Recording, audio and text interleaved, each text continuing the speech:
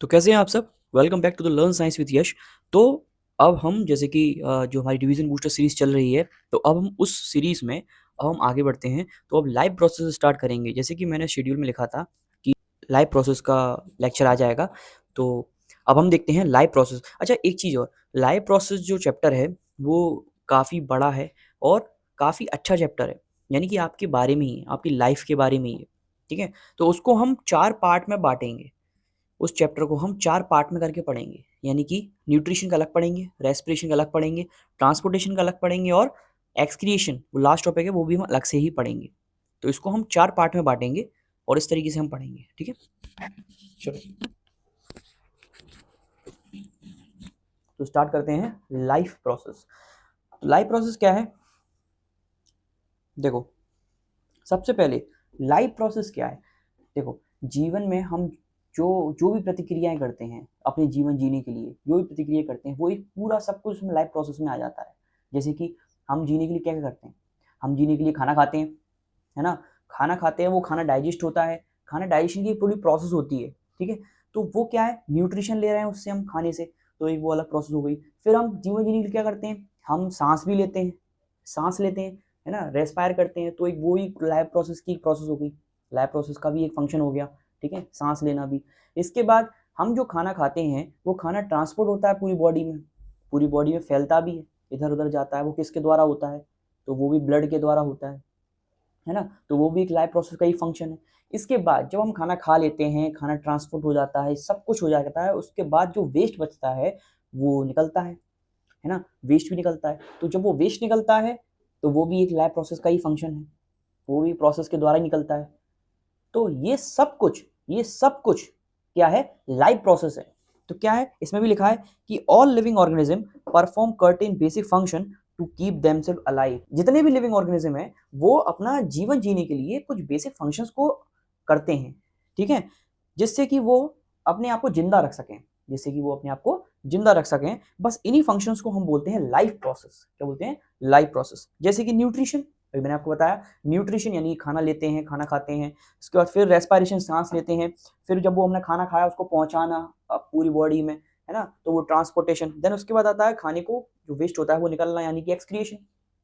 अच्छा, तो all living organism, जितने भी लिविंग ऑर्गेनिज्म है, चाहे वो प्लांट हो चाहे वो एनिमल हो, ठीक है, वो क्या करते हैं? अपनी लाइफ को मेंटेन करने के लिए कुछ एक्टिविटीज को परफॉर्म करते हैं, कुछ एक्टिविटीज को परफॉर्म करते हैं। और वो जो एक्टिविटी है वो उनको हेल्प करती है, किस चीज में हेल्प करती है? एनर्जी लेने में। वो एक्टिविटी है, उनको एनर्जी मिलती है उससे, एक्टिविटी करने के बाद। फिर मटेरियल का ट्रांसपोर्ट करते हैं, फिर रिमूव वेस्ट, यानी कि जो वेस्ट जो उनके बॉडी में इकट्ठा होता है वो रिमूव करवाते हैं। इसके बाद अच्छा, रिप्रोड्यूस भी करते हैं। जो ऑर्गेनिज्म होते हैं वो रिप्रोड्यूस करते हैं, और जो आसपास जितनी भी चीजें हो रही हैं उसका वो रिस्पॉन्स करते हैं, यानी कि कोऑर्डिनेट करते हैं। कंट्रोल और कोऑर्डिनेशन, इसका एक पूरा चैप्टर है, वो अलग से पढ़ाएंगे। ठीक है, फिर क्या लिखा है? Without this process life can not continue. सबसे अच्छी बात और सबसे सही बात है कि बिना जो जो मैंने आपको प्रोसेस बताई, चाहे वो न्यूट्रिशन ले लो, चाहे वो रेस्पिरेशन ले लो, चाहे वो ट्रांसपोर्टेशन, चाहे वो एक्सक्रीशन, इन चारों के बिना जीवन जीवन बेकार है। यानी कि जीवन है ही नहीं, पॉसिबल ही नहीं है लाइफ, है ना? तो सब चीजें जरूरी हैं। एक चीज और मैं आपसे पूछता हूं, अगर कोई व्यक्ति जिंदा है, या कोई भी लिविंग थिंग या कोई भी नॉन लिविंग थिंग अगर जिंदा है, समथिंग इज अलाइव, तो उसका एक कोई क्राइटेरिया होगा, जिंदा होने का कोई क्राइटेरिया होगा। तो सबसे महत्वपूर्ण क्राइटेरिया आप क्या बोलोगे कि वो जिंदा है? सबसे बड़ी, सबसे अच्छा जो क्राइटेरिया है वो आप बोल सकते हो कि मूवमेंट। कोई चीज मूवमेंट कर रही है तो यानी कि वो उसमें जान है, लाइफ। जैसे हम मूवमेंट कर रहे हैं, हम चल फिर रहे हैं, है ना? तो क्या बोल सकते हैं? हम जिंदा हैं। फिर कोई भी जो ऑर्गेनिज्म है वो अगर खाने को खा रही है, न्यूट्रिशन ले रही है, डाइजेस्ट कर रही है, तो उसका मतलब हम बोल सकते हैं कि हाँ वो कोई भी चीज़ जो है वो जिंदा है। कोई अगर ऑर्गेनिज्म है, अगर वो सांस ले रहा है, तो फिर हम बोल सकते हैं कि हाँ वो जिंदा है। या फिर कोई ऑर्गेनिज्म अगर ट्रांसपोर्ट कर रहा है ना, अपने मटेरियल का ट्रांसपोर्ट कर रहा है और जो वेस्ट बचता है उसको निकाल दे रहा है, तब हम बोल सकते हैं कि वो चीज़ क्या है? जिंदा है। तो ये क्या है? कुछ क्राइटेरियाज हैं जिससे ये हम पता लगा सकते हैं कि कोई भी चीज़ क्या है? जिंदा है, अलाइव है। ठीक है, अब हम मेन चीज़ पे आते हैं। इसकी मेन चीज़ है न्यूट्रिशन, जो कि आपका चैप्टर अब यहाँ से स्टार्ट होता है, न्यूट्रिशन। तो न्यूट्रिशन क्या है? तो देखो, न्यूट्रिशन क्या है? न्यूट्रिशन एक प्रोसेस है जिसमें ऑर्गेनिज्म क्या करता है? खाने को लेता है और उस खाने को लेने के बाद उसको यूटिलाइज करता है, उसको इस्तेमाल करता है, और जिससे उसको क्या मिलती है? एनर्जी मिलती है। क्या मिलती है? एनर्जी मिलती है। ठीक है, और वो एनर्जी यूज़ करता है अपनी बॉडी के, अपने शरीर के ग्रोथ के लिए, अपनी शरीर में जो चीज़ें डैमेज होती रहती हैं उसको रिपेयर करने के लिए और अपने जीवन को मेंटेन करने के लिए। तो वो न्यूट्रिशन की उसको ज़रूरत पड़ती है। तो वही जो न्यूट्रिशन है वो मैंने आपको बताया। अच्छा, तो न्यूट्रिशन तो मैंने आपको बता दिया। अब एक टर्म आता है न्यूट्रिएंट, जो मैंने इसमें नहीं लिखा है, मैं आपको बताता हूँ। अब एक टर्म आता है न्यूट्रिएंट। क्या आता है? न्यूट्रिएंट। ये क्या होते हैं? न्यूट्रिएंट होते हैं वो चीज़ें जो न्यूट्रिशन में यूज़ की जाती हैं, जैसे कि कार्बोहाइड्रेट एक न्यूट्रिएंट है, विटामिन जो होते हैं वो न्यूट्रिएंट है, फैट, प्रोटीन, ये सब क्या है? ये न्यूट्रिएंट्स हैं जो कि हम लेते हैं, इनटेक करते हैं। ठीक है। अच्छा, इसके बाद अच्छा न्यूट्रिशन जो होते हैं आपके क्लास 10th में बोला गया है, न्यूट्रिशन दो तरीके के होते हैं। दो प्रकार के न्यूट्रिशन आपको बताया गया है। एक तो होता है ऑटोट्रोपिक न्यूट्रिशन, एक होता है हेटरोट्रोपिक न्यूट्रिशन। इन दोनों में क्या अंतर है वो मैं आपको बताता हूँ। ऑटोट्रोपिक और हेटरोट्रोपिक में क्या अंतर है? तो देखो, ऑटोट्रोपिक न्यूट्रिशन आपको नाम से समझ में आ रहा होगा, ऑटो यानी कि खुद से ही, ऐसे ऑर्गेनिज्म जो अपना खाना स्वयं से बना लें, ऐसे ऑर्गेनिज्म जो अपना खाना, अपना फूड स्वयं से खुद से ही बना लें, किसी और पे डिपेंड ना रहें, उसको बोलेंगे ऑटोट्रोपिक न्यूट्रिशन। और ऐसे ऑर्गेनिज्म जो कि अपना खाना स्वयं से ना बना पाएं, खुद से नहीं बना पाएं, दूसरों पे डिपेंड हो, तो ऐसे ऑर्गेनिज्म को बोलेंगे हम हेटरोट्रोपिक न्यूट्रिशन। ऐसे लोगों को बोलेंगे हम हेटरोट्रोपिक मोड ऑफ न्यूट्रिशन। ठीक है। तो क्या होता है इसमें, मैंने आपको बताया, इसमें देख भी लेते हैं कि ऑटोट्रोपिक न्यूट्रिशन में होता है organism prepare their own food from simple inorganic substance. क्या लिखा है? इनऑर्गेनिक सब्सटेंस से वो खाना खुद से बनाते हैं। वो इनऑर्गेनिक सब्सटेंस कौन कौन से हो गए? तो कार्बन डाइऑक्साइड गैस हो गई और वाटर हो गया। अब ये स्पेशली किस में होता है? ये प्लांट्स में होता है। प्लांट्स जो होते हैं वो कैसे होते हैं? ऑटोट्रोपिक न्यूट्रिशन होते हैं। ठीक है। Autotrophic mode of nutrition use करते हैं प्लांट्स। कैसे? प्लांट जो होते हैं वो खुद से ही अपना खाना बनाते हैं। क्या यूज करके? कार्बन डाइऑक्साइड गैस यूज करके, पानी यूज करके, और जो सनलाइट आ रही है, सूरज से जो रोशनी आ रही है, उसको यूज करके अपना खाना स्वयं बनाते हैं। बस इसको बोलते हैं ऑटोट्रोपिक न्यूट्रिशन। ठीक है। एग्जाम्पल लिखा है ग्रीन प्लांट्स, और कुछ ऐसे बैक्टीरियाज भी होते हैं ऐसे। ठीक है। इस प्रोसेस को बोलते हैं फोटोसिंथेसिस। फोटोसिंथेसिस प्रोसेस क्या है? वैसे आगे इसके बारे में डिटेल है, अभी आप सुन लो। फोटोसिंथेसिस प्रोसेस ऐसी प्रोसेस है जिसमें प्लांट्स अपना खाना स्वयं बनाते हैं by the help of carbon dioxide, water, और बाय यूजिंग सनलाइट। और किसके प्रेजेंस में? क्लोरोफिल के प्रेजेंस में। अब वो क्या है वो आगे बताएंगे, क्लोरोफिल क्या होता है वो आगे बताएंगे। अभी इतना समझ लो बस कि ऑटोट्रोपिक मोड ऑफ न्यूट्रिशन क्या होता है वो मैंने आपको बता दिया। ठीक है। अब हेटरोट्रोपिक क्या होता है? हेटरोट्रोपिक होते हैं, इसमें क्या होता है? ऐसे ऑर्गेनिज्म जो कि अपना जो खाना है, जिसको उनको खाना खाना है, वो खाना दूसरों से ले। जो खाना उनको खाना है वो दूसरों से ले। क्या करे? दूसरों से ले। Obtain their food from other plants और एनिमल्स। ठीक है। तो उनको बोलेंगे हेटरोट्रोपिक मोड ऑफ न्यूट्रिशन। जैसे कि हम एनिमल्स, हम क्या एनिमल्स ही हैं, ह्यूमंस, एनिमल्स। ठीक है। और कुछ नॉन ग्रीन प्लांट्स, ऐसे प्लांट जो नॉन ग्रीन नहीं है, वो नॉन ग्रीन प्लांट्स भी हम एनिमल, जो हम एनिमल्स हैं, ह्यूमंस हैं, तो वो क्या है? Heterotrophic mode of nutrition. अच्छा, हेटरोट्रोपिक मोड ऑफ न्यूट्रिशन की भी कुछ टाइप्स हैं, कुछ टाइप्स होते हैं। वो क्या होते हैं? एक तो होता है होलोजोइक, एक होता है सेप्रोफाइटिक, एक होता है पैरासाइटिक। ये तीन होते हैं बेसिकली। ठीक है। क्या होता है इनमें देखते हैं, इनके बारे में देख लेते हैं। तो होलोजोइक जो होता है, होलोजोइक मोड ऑफ न्यूट्रिशन होता है, वो हम लोग होते हैं, एनिमल्स करते हैं होलोजोइक मोड ऑफ न्यूट्रिशन में। ये हेटरोट्रोपिक के ही टाइप है। इसमें क्या होता है? इसमें कुछ स्टेजेस होती हैं। इसमें न्यूट्रिशन लेने की कुछ स्टेजेस होती हैं, जैसे कि एक तो हो गया इंजेशन। इंजेशन यानी खाना खाना, जब हम खाना खाते हैं, खाना मुंह में रखते हैं, उस प्रोसेस को बोलते हैं इंजेशन।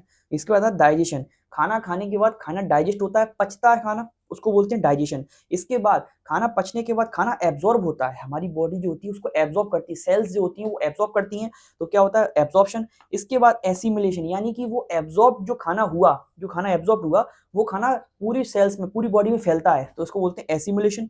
देन उसके बाद जब खाना खा लिया, एब्जॉर्ब कर लिया, सब कुछ हो गया, अब जो वेस्ट बचता है उसको निकालना है, उस प्रोसेस को बोलते हैं इजेशन। तो ये जो प्रोसेस होती है ये हम लोग करते हैं, ह्यूमंस करते हैं।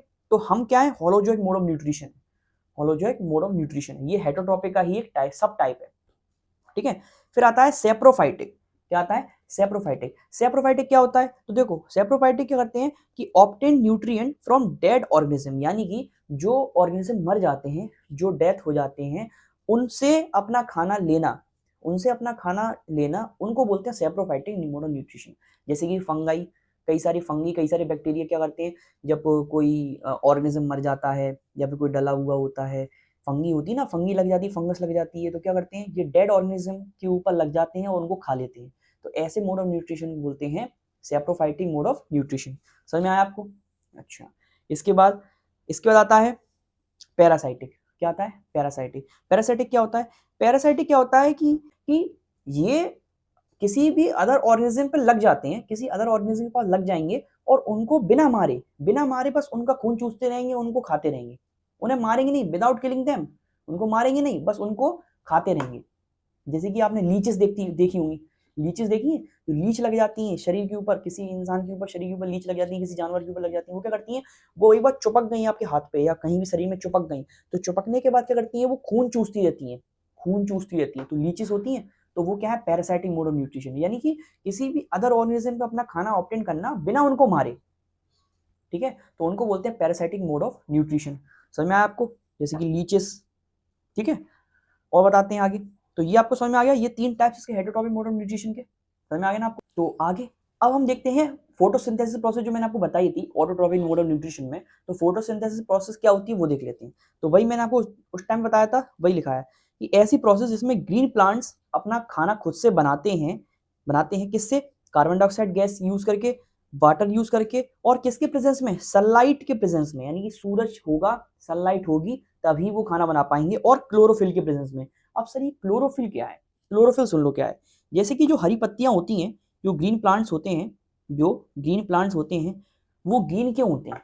वो हरे ही क्यों होते हैं? वो हरे होते हैं due to the presence of chlorophyll. Chlorophyll एक ग्रीन कलर का पिगमेंट है। क्लोरोफिल क्या है? क्लोरोफिल ये एक ग्रीन कलर पिगमेंट है। ग्रीन कलर का पिगमेंट है क्लोरोफिल। ठीक है, क्योंकि पत्तियों पर होता है, लीव्स पर होता है। ठीक है, बिना इसके प्रेजेंस के जो प्लांट है वो फोटोसिंथेसिस प्रोसेस नहीं कर पाएगा। और अगर क्लोरोफिल नहीं होता है, वहां पर पत्तियां हरी भी नहीं होती है। पत्तियां जो हरी होती हैं ना, वो किसके कारण होती है? क्लोरोफिल के कारण ही होती है। ठीक है, चलिए आगे देखते हैं। अब ये जो लिखी है, ये रिएक्शन लिखी है, एक रिएक्शन। किसकी रिएक्शन है? ये फोटोसिंथेसिस की रिएक्शन है। कैसे? इसमें क्या होता है देखो, क्या है? CO2, कार्बन डाइऑक्साइड गैस जब पानी इसमें मिलता है और सनलाइट की प्रेजेंस में और क्लोरोफिल भी प्रेजेंट है, इसकी प्रेजेंट में क्या बनता है? ग्लूकोज बनता है। Glucose C6H12O6 glucose. और ये ग्लूकोज क्या है? ये ग्लूकोज ही इसका खाना है, किसका? प्लांट का। प्लस ऑक्सीजन रिलीज करता है। क्या करता है? ऑक्सीजन रिलीज करता है। क्या करता है? ऑक्सीजन रिलीज करता है। तभी तो आपने देखा होगा, आपने सुना भी होगा कि प्लांट्स अपन से कार्बन डाइऑक्साइड लेते हैं और ऑक्सीजन अपन को देते हैं, और अपन क्या करते हैं? अपन ऑक्सीजन लेते हैं, कार्बन डाइऑक्साइड छोड़ते हैं। ऐसा है ना? तो अपन दोनों एक दूसरे पे इंटरडिपेंडेंट है। अपन प्लांट्स पे डिपेंडेंट है और प्लांट्स अपन पे डिपेंडेंट है। अपन जब कार्बन डाइऑक्साइड गैस छोड़ेंगे, कार्बन डाइऑक्साइड गैस रिलीज करेंगे, तब जाके वो प्लांट उसको यूज कर पाएगा। और प्लांट अगर ऑक्सीजन जब छोड़ेगा, तब अपन उसको यूज करेंगे। तो अपन एक दूसरे से क्या है? एक दूसरे से इंटरडिपेंडेंट है। तो इसीलिए बोलते हैं पेड़ों को बचाओ, कई सारे पेड़ लगाओ, पौधे लगाओ, और पेड़ों को कटने मत दो। और जब एक पेड़ कटे तो उसके अलावा आप 10 पेड़ लगा दो कहीं और। जब अगर आपको जरूरत है कि एक वो पेड़ काटना ही है, तो जब वहां से आप एक पेड़ हटाओ, तो कहीं और जाके 10 पेड़ लगा दो या 2 पेड़ लगा दो। इसका मतलब आप पृथ्वी का बैलेंस जो है वो बनाए रखो, डिसबैलेंस मत करो। क्योंकि पेड़ ही ऐसी चीज है, प्लांट ही ऐसी चीज है जो आपको ऑक्सीजन प्रोवाइड करा रहे हैं। अगर वो आप पे डिपेंड है, तो आप भी उन पे डिपेंडेंट हैं। समझिए इस बात को। ठीक है, तो इसमें क्या होता है वो देख लो। इसमें होता है absorption of sunlight bye chlorophyll. Chlorophyll का काम क्या है? क्लोरोफिल का काम होता है कि ये सनलाइट की जो लाइट है, सूरज से जो लाइट आ रही है, उसको एब्जॉर्ब करना क्लोरोफिल का काम है। ठीक है, दूसरा point, conversion of light energy into chemical energy. अब क्या होता है इसमें फोटोसिंथेसिस में? ये फोटोसिंथेसिस प्रोसेस में ये जो लाइट एनर्जी है, इसको केमिकल एनर्जी में कन्वर्ट करता है। केमिकल एनर्जी में कन्वर्ट करेगा तभी तो खाना बनेगा। इसके बाद इसमें क्या होता है? इसमें पानी का स्प्लिटिंग होती है, पानी की स्प्लिटिंग होती है और ऑक्सीजन में कन्वर्ट होता है। देखो ये रहा वाटर H2O, यहाँ पे जब इसका स्प्लिट हो रहा था, जब ये टूट रहा था, तो O अलग हो गया, तभी तो यहाँ ऑक्सीजन बन गया। और इसका जो हाइड्रोजन है वो इसके संग ग्लूकोज के संग जाके मिल गया। ठीक है, इसके बाद रिडक्शन हो रहा है, कार्बन डाइऑक्साइड गैस का रिडक्शन हो रहा है और वो ग्लूकोज में कन्वर्ट हो रहा है। तो देखो जो कार्बन डाइऑक्साइड गैस थी, तो इसका रिडक्शन हो रहा है ना, ऑक्सीजन हट रहा है, अलग होके जा रहा है, और कार्बन इसके संग मिल रहा है। तो क्या हो रहा है? रिडक्शन हो रहा है कार्बन डाइऑक्साइड गैस का, और वो ग्लूकोज मिल रहा है, ग्लूकोज में कन्वर्ट हो रहा है। ठीक है, तो ये 4 स्टेप्स हैं, ये मैंने लिख दिए हैं, इसको आप याद कर लेना, इसको लिख भी लेना, नोट्स में ऐड कर लेना। ठीक है, चलिए ये रिएक्शन है। अच्छा सर ये रिएक्शन में ये 6 क्या लगा है, ये 6 क्या है, ये 6 क्या है, तो ये है बैलेंसेस। अगर आपने पहली वीडियोस नहीं देखी हैं बैलेंस कैसे करते हैं, बैलेंस इक्वेशन कैसे करते हैं, तो सबसे पहले आप जाइए बैलेंस ही सीख के आइए, क्योंकि बैलेंस बिना बैलेंस इक्वेशन के, बिना किसी इक्वेशन को बैलेंस किए आप किसी भी इक्वेशन को कंप्लीट नहीं कर सकते। इक्वेशन आपकी गलत ही मानी जाएगी अगर आपने उस इक्वेशन को बैलेंस नहीं किया। तो उसमें बैलेंस किया गया है इस इक्वेशन को, तभी यहाँ पे 6 लगा है, यहाँ 6 लगा है और यहाँ पर 6 लगा है। ठीक है, चलो आई होप आपको फोटोसिंथेसिस समझ में आ गया होगा। इसके बाद आता है कि न्यूट्रिशन ह्यूमन बीइंग, यानी कि हम इंसान के अंदर, हमारे अंदर कैसे न्यूट्रिशन होता है, कैसे हम खाना लेते हैं, कैसे हम खाने को डाइजेस्ट करते हैं, वो क्या प्रोसेस है उसके बारे में जान लेते हैं। तो देखो इंसान के अंदर जो न्यूट्रिशन प्रोसेस होती है, सबसे पहले तो वो कौन सा मोड होता है, होलोजोइक मोड ऑफ न्यूट्रिशन। इसमें कितनी स्टेप्स होती हैं, तो कुल 5 स्टेप होती हैं, जैसे कि इंजेशन, इसके बाद आता है डाइजेशन, इसके बाद आता है एब्जॉर्प्शन, इसके बाद आता है एसिमिलेशन, देन उसके बाद इजेशन। तो मैंने आपको पहले ही बता दिया, फिर बता देता हूँ। इंजेशन होता है टेकिंग फूड इनटू माउथ, खाने को अपने मुंह में रखा उसको बोलते हैं इंजेशन। ठीक है, ऑर्गन क्या है, कौन सा ऑर्गन इन्वॉल्व हो रहा है, माउथ, क्योंकि मुंह में ही रख रहे हैं खाने को। फिर आता है दूसरी स्टेप डाइजेशन। डाइजेशन मतलब होता है break down of complex food into simpler form. अच्छा जो खाना खाते हैं, जो अपन इतना बड़ा बड़ा गस्सा लेते हैं, इतना बड़ा बड़ा कोर लेते हैं, खाते हैं, तो क्या ऐसे ही चला जाता है अंदर, नहीं, वो टूटता है ना, ब्रेक डाउन होता है ना, उसमें से न्यूट्रिशन अलग करते हैं, उसमें से प्रोटीन अलग होता है, कार्बोहाइड्रेट अलग होता है, फैट अलग होता है, तो उनमें से चीजें अलग अलग की जाती है ना, विटामिन अलग करते हैं। तो ये कौन करता है, ये पेट के अंदर ही होता है ना, ये सब अंदर शरीर के अंदर ही होता है। ठीक है, तो डाइजेशन का मतलब ये होता है कि जब ब्रेक कॉम्प्लेक्स फूड का ब्रेकडाउन होना है छोटे छोटे सिंपलर फॉर्म में। ठीक है, ये इसमें कौन कौन से ऑर्गन इन्वॉल्व है, इसमें माउथ भी इन्वॉल्व है, क्योंकि मुंह में भी होता है डाइजेशन स्टार्ट, फिर पेट भी, स्टोमक, और फिर इंटेस्टाइन। इंटेस्टाइन होती है आंतें, ऐसे ऐसे ऐसे ऐसे होती हैं, ऐसे ऐसे बनती हैं, ऐसे ऐसे ऐसे ऐसे, स्मॉल इंटेस्टाइन और लार्ज इंटेस्टाइन। ठीक है, फिर आता है तीसरा स्टेप एब्जॉर्प्शन। एब्जॉर्प्शन क्या होता है, तो एब्जॉर्प्शन का मतलब होता है digested food passes into blood. मैंने आपको बताया था जो खाना डाइजेस्ट हो गया अब वो एब्जॉर्ब भी तो होगा, जो एब्जॉर्ब होगा फूड वो कहाँ जाएगा, एब्जॉर्ब फूड होने के बाद वो कहाँ जाएगा, वो जाएगा ब्लड के अंदर। कहाँ जाएगा, ब्लड के अंदर। ठीक है, उसमें कौन सा ऑर्गन इन्वॉल्व है, स्मॉल इंटेस्टाइन, यानी कि जो एब्जॉर्ब होता है फूड वो स्मॉल इंटेस्टाइन से सीधे ब्लड में जाता है। ठीक है, फिर आता है एसिमिलेशन। एसिमिलेशन क्या होता है, तो एसिमिलेशन के मीन्स होता है वो जो एब्जॉर्ब फूड है वो यूटिलाइज किया जाता है, यानी कि पूरे सेल्स में पहुंचाया जाता है, वो सेल्स इसको यूज करती हैं, तो उसको बोलते हैं एसिमिलेशन। उसमें कौन सा ऑर्गन यूज होता है, उसमें होता है सेल्स यूज होती है। इसके बाद आता है इजेशन, यानी कि क्या होता है, जो फूड हमने एब्जॉर्ब कर लिया, सब कुछ हो गया, अब जो वेस्ट बचा वो निकालना, वो लिखा है रिमूवल ऑफ अनडाइजेस्टेड फूड, यानी कि जो डाइजेस्ट नहीं हो पाया है, जो कि वेस्ट है, उसको निकालना, रिमूव करना, तो उसको बोलेंगे इजेशन। देन उसके बाद अच्छा ये कौन सा ऑर्गन इसमें इन्वॉल्व है, लार्ज इंटेस्टाइन इसमें इन्वॉल्व होता है, और एनस जो होता है वो इन्वॉल्व होता है। ठीक है, चलो इसके बाद देख लेते हैं ह्यूमन डाइजेशन सिस्टम। अब हम देख लेते हैं और डिटेल में घुसते हैं और जानते हैं कि डाइजेशन प्रोसेस कैसे होती है और कैसे फूड टूटता है, कैसे फूड ब्रेक होता है, वो देख लेते हैं। तो ये है आपकी बॉडी, ये आपकी बॉडी, आपने देखा होगा ये, इसमें क्या क्या होता है, इसमें देखो यहाँ से खाना स्टार्ट होता है माउथ से, यहाँ से फूड स्टार्ट होता है माउथ से, फिर ये जाता है यहाँ से, ये एक पूरा एलिमेंट्री कैनाल होती है, पूरी एलिमेंट्री कैनाल होती है।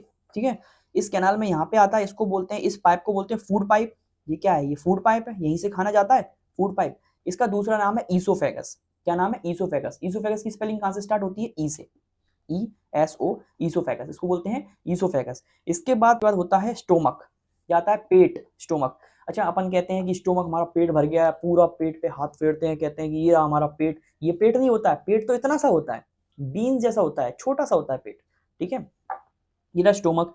स्टोमक के बाद क्या आता है, फिर आता है स्मॉल इंटेस्टाइन होती है, ये देखो टेढ़ी मेढ़ी ऐसे ऐसे ऐसे, ये क्या है, स्मॉल इंटेस्टाइन है। इसके बाद आता है लार्ज इंटेस्टाइन, ये देखो, ये देखा लार्ज इंटेस्टाइन, ये है लार्ज इंटेस्टाइन।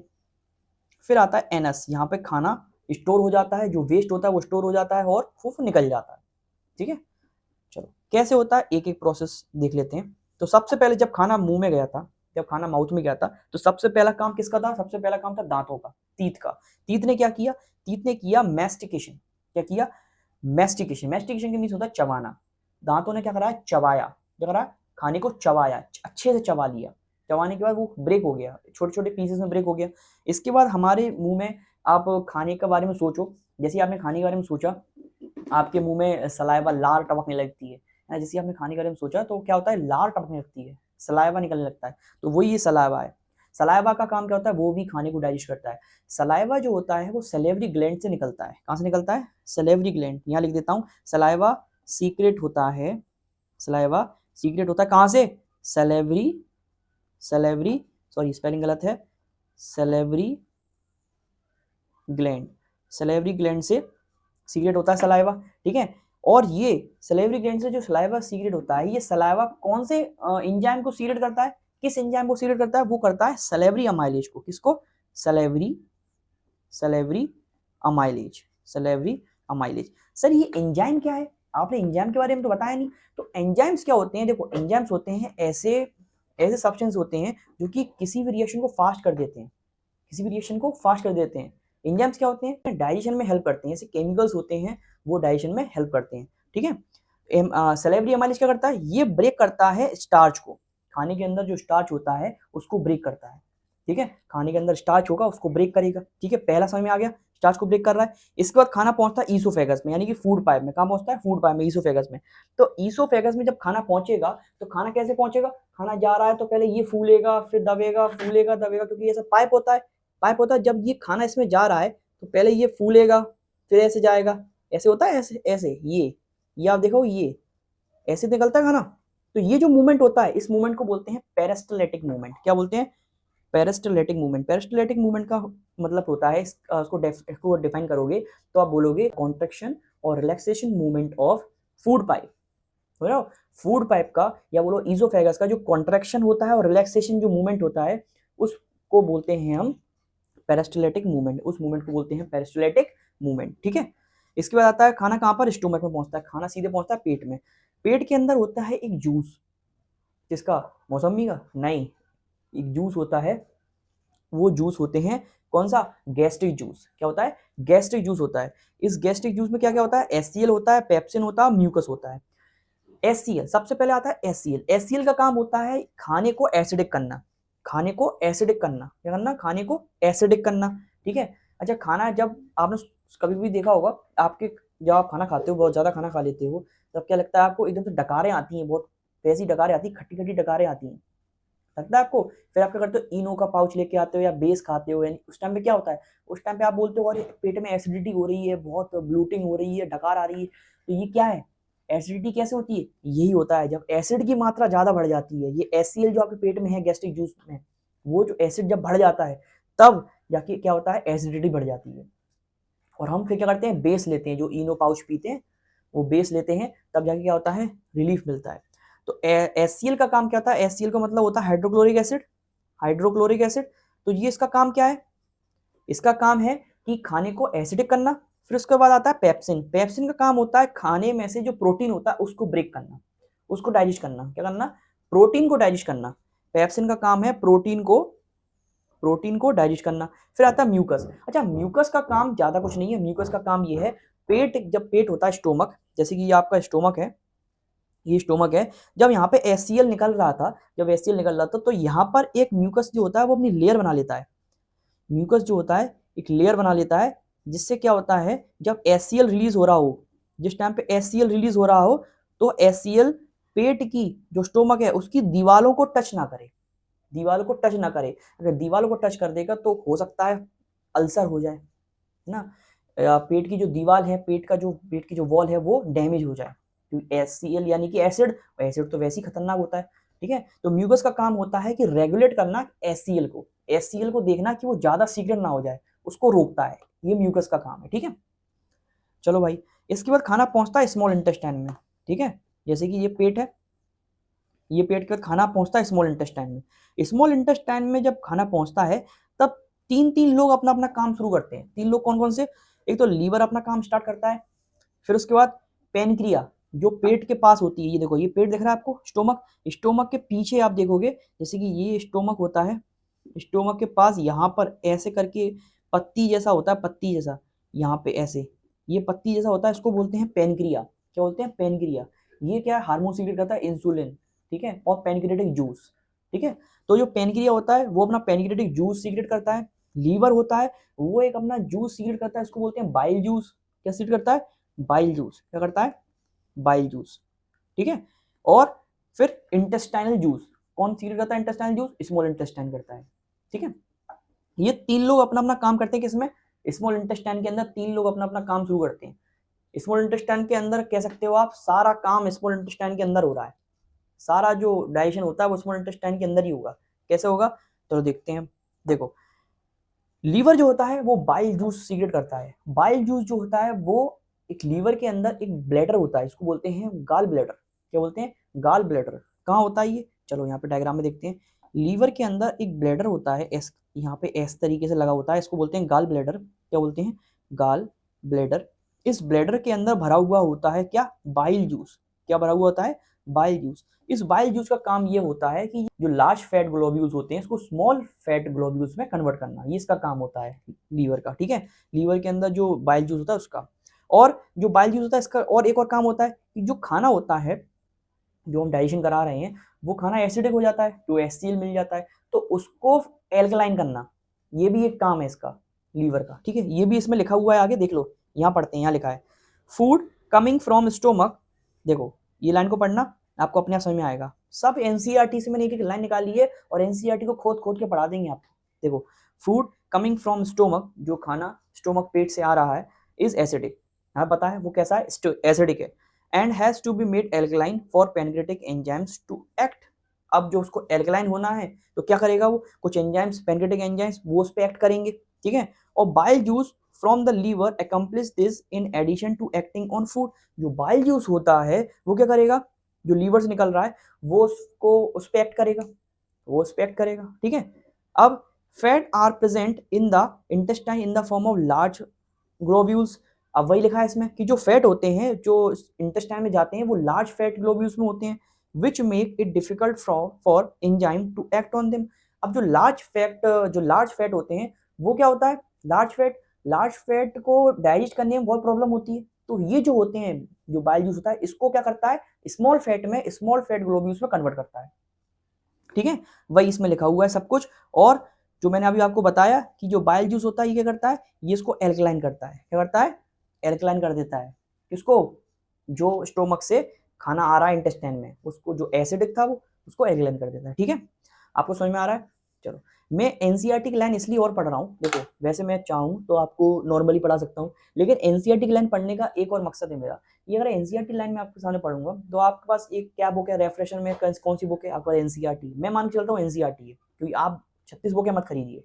अगर आप एनसीईआरटी को अच्छे से पढ़ लेते हैं, एनसीईआरटी की एक एक लाइन पढ़ लेते हैं, तो आप यकीन मानिए आपका जो बोर्ड है वो इतने अच्छी तरीके से निकलने वाला है, इतने शानदार तरीके से इतने अच्छे नंबर आएंगे। जो कि एनसीईआरटी अगर बनी, आप खुद सोचिए अगर सरकार ने हम लोगों के लिए एनसीईआरटी बनाई है, तो ऐसा तो है नहीं कि हम लोग एनसीईआरटी इसलिए बनाई है कि हम खरीद के लेके आए और उसको अलमीरा में रख दें और बड़ी बड़ी रिफ्रेशर लेके आए उसको पढ़ें, इसलिए तो नहीं बनाई है। अगर एनसीईआरटी बनी है तो किसी ना किसी कुछ ना कुछ सोच समझ के बनाई होगी, है ना, किसी ना किसी मकसद से तो बनाई होगी, और कुछ ना कुछ उसमें अच्छा लिखा ही होगा, अच्छा कंटेंट होगा, बनाने वाले ने अच्छे से लिखा होगा। तो आप समझिए एनसीईआरटी आपके लिए ये मान लीजिए बाइबल है। एनसीईआरटी आप पढ़िए, मैं आपको एनसीईआरटी की लाइन बाय लाइन पढ़ाऊंगा, नोट बिल्कुल टेंशन मत लेना। चलो ये हो गया लीवर के बारे में।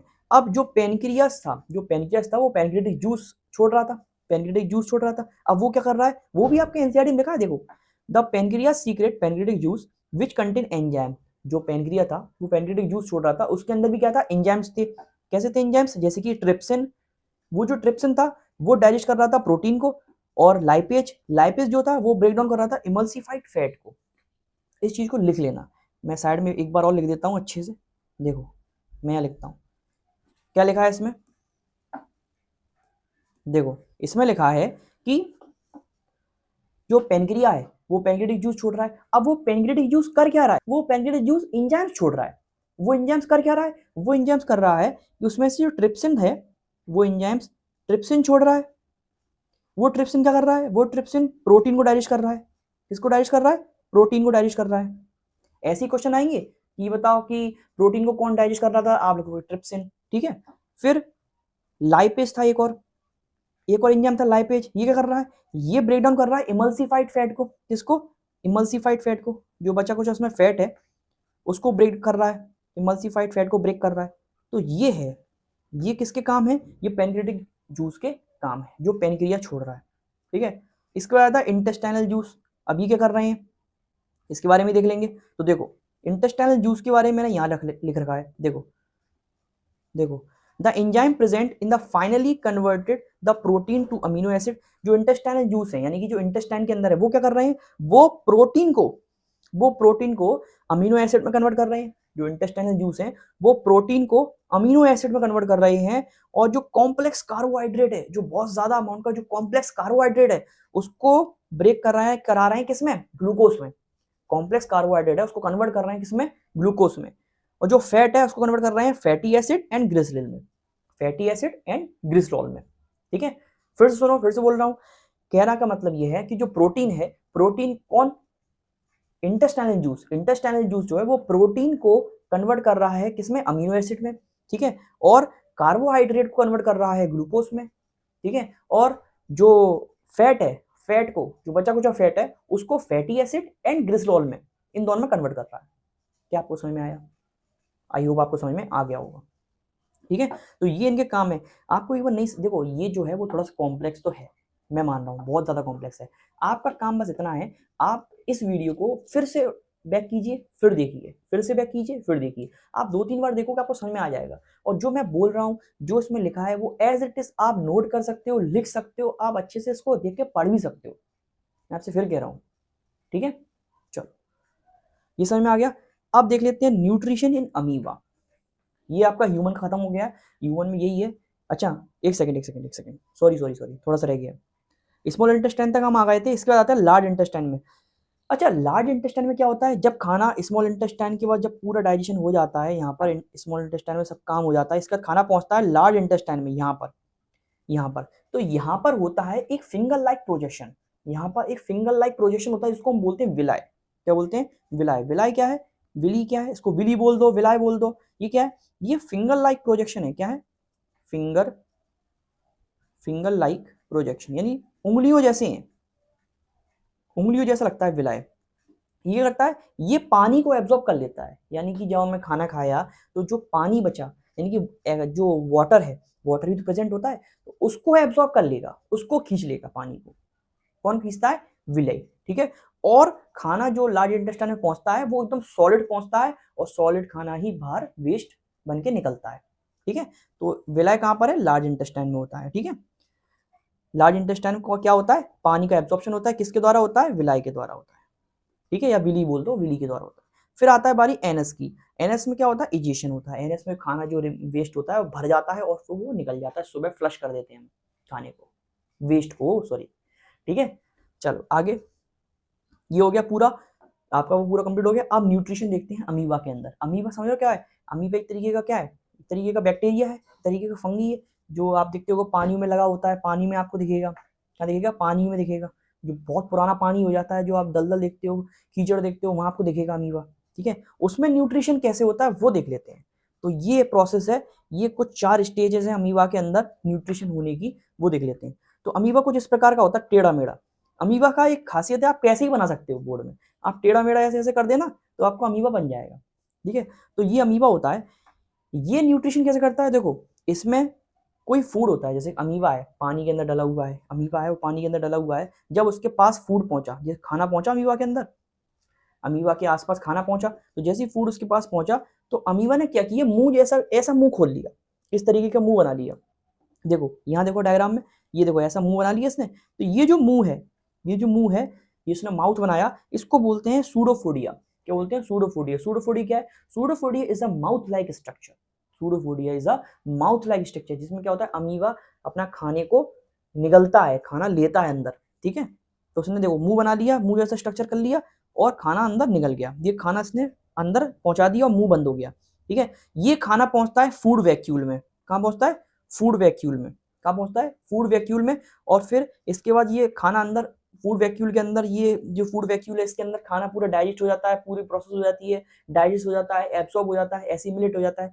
फिर जब वो वेस्ट निकलता है, तो किसी भी जगह वो रप्चर हो जाता है, फट जाता है, अपना वेस्ट बाहर निकाल देता है, और फिर से वो ऐसा ही बन जाता है। फिर से वो फर्स्ट स्टेप जैसा बन जाता है, और फिर से जब उसको खाना खाना होगा तो फिर इसके पास कोई खाना पहुंचता है तो फिर से मुंह जैसा स्ट्रक्चर बना लेता है। फिर वो खाना फूड वैक्यूल में पहुंचता है, और फूड वैक्यूल में पहुंचने के बाद वो क्या होता है, फूड वैक्यूल में खाना पहुंचने के बाद वो एब्जॉर्ब करता है, एसिमिलेट करता है, और फिर वो जब उसको वेस्ट निकालना होता है तो वो एकदम से फट जाता है, एकदम से फट जाता है। ठीक है, चलो समझ में आ गया। न्यूट्रिशन अमीबा, इसमें कुछ ज़्यादा रॉकेट साइंस था नहीं, ये बहुत ईजी था, मैंने आपको बता दिया। और ये ऐसे ही आपको इसमें लिखना है। कैसे लिखना है? यही एजेशन, इसको बोलेंगे इंजेशन। इंजेशन यानी खाना आया इसके पास, इसके बाद ये क्या बोलेगा? डाइजेशन। डाइजेशन में यहाँ पर क्या होगा? यहाँ पर एब्जॉर्प्शन भी होगा और एसिमिलेशन भी होगा, इसी में हो रहा है, इसी स्टेज में। और फिर जब जाके लास्ट स्टेज जब आएगी, जब वो रैप्चर करेगा, फट जाएगा, खाने वेस्ट को निकालने के लिए फट जाएगा, तब क्या बोलेंगे उसको? क्या बोलेंगे? इजेशन। क्या बोलेंगे? इजेशन। बस समझ में आया आपको?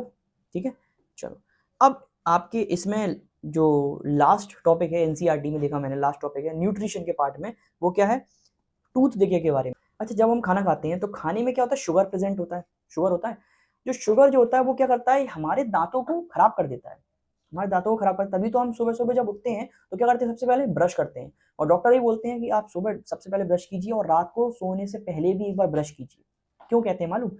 हम जो खाना खाते हैं इस खाने में शुगर प्रेजेंट होता है, शुगर प्रेजेंट होता है, और ये जो शुगर है, ये शुगर है, ये दांतों के अंदर जो इनेमल होता है इसको सड़ाना स्टार्ट करता है। अगर आप उसको डेली ब्रश नहीं करोगे तो उसको सड़ाना स्टार्ट करेगा। ये इनेमल कैसे होता है? देखो, ये आप देखते हो, ये दांत है, दांत का स्ट्रक्चर मैं बनाता हूँ, ये दांत है, इस पार्ट को इनेमल बोलते हैं, ये टॉप लेयर होती है इसको इनेमल बोलते हैं, जो कि सबसे स्ट्रॉन्ग होती है दांत की।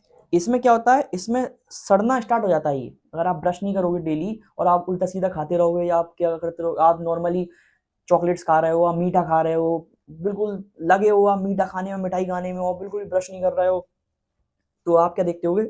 आपके दांतों में कीड़ा लगना स्टार्ट हो जाता है। आप कहते हो कीड़ा लग गया, कीड़ा लग गया, तो वो कीड़ा क्या है? दांत सड़ने लगता है। ठीक है, टूथ कैविटी बोलते हैं उसको, कीड़ा लगने को बोलते हैं, कीड़ा लग गया तो वो टूथ कैविटी है, यानी कि दांत सड़ने लगा आपका। ठीक है, तभी तो हम डेली दांत को ब्रश करते हैं, दांतों में डेली क्या करते हैं? टूथ ब्रश करते हैं। ठीक है, क्यों? जिससे कि हम सही बने रहें, हमारे दांत सही बने रहें। तो वही इसमें सब कुछ लिखा हुआ है, वही मैंने सोचा डू यू नो सेक्शन में था, तो मैंने सोचा आपको बता दिया जाए उसके बारे में भी। तो देखो, डेंटल कैरीज या फिर tooth decay cause gradual softening of enamel and dentine. Dentine इसी लाइन को बोलते हैं, डेंटाइन इसको बोलते हैं एनेमल। तो इसमें क्या होता है?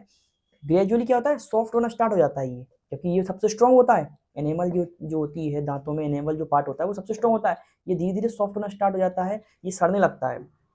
It begin when bacteria acting on sugar produce acid that soften and demineralise the animal. अब वही मैंने आपको बताया कि जो शुगर अपन लेते रहते हैं, शुगर खाते रहते हैं, ये शुगर क्या रिलीज करता है? ये शुगर एसिड रिलीज करता है, ये शुगर एसिड रिलीज करता है, वो एसिड के कारण हमारा दांत सड़ने लगता है, हमारा दांत सड़ने लगता है। तभी तो हम क्या करते हैं? टूथपेस्ट से ब्रश करते हैं, और जो टूथपेस्ट होता है वो क्या होता है? वो बेस होता है। और हमने एसिड बेस वाले चैप्टर में पढ़ा था, जब एसिड और बेस आपस में मिलते हैं तो क्या होता है?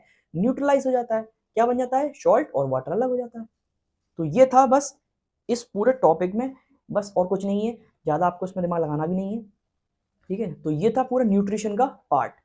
तो आपको कैसे लगा आप कमेंट में ज़रूर बताइएगा। मैंने आपको न्यूट्रिशन पूरा पढ़ा दिया। इसके बाद 2 दिन बाद वीडियो आएगी रेस्पिरेशन की, रेस्पिरेशन के बाद ट्रांसपोर्टेशन, ट्रांसपोर्टेशन के बाद एक्सक्रीशन, और ये लाइफ प्रोसेस खत्म। देन उसके बाद हम आगे बढ़ेंगे किस पे? इलेक्ट्रिसिटी पे। ठीक है, तब तक के लिए आप पढ़ते रहिए और आगे बढ़ते रहिए। बिल्कुल चैनल को फॉलो जरूर कीजिएगा, है ना, सब्सक्राइब जरूर करना, क्योंकि जिससे मुझे भी मोटिवेशन मिलता है, मुझे लगता है कि हाँ आप जेन्युइन पढ़ने के लिए ही आए हो और आपको मेरा कंटेंट अच्छा लग रहा है। ठीक है, आप पढ़ते रहिए। आपको कोई भी क्वेरी हो आप मुझे बिंदास, इंस्टाग्राम है, आप बिल्कुल बोलिए, कमेंट है, कमेंट में बोलिए, इंस्टाग्राम पे आप मैसेज कर दीजिए, कोई दिक्कत नहीं। ठीक है, तो आप ऐसे ही पढ़ते रहिए और आगे बढ़ते रहिए। चलिए मिलते हैं।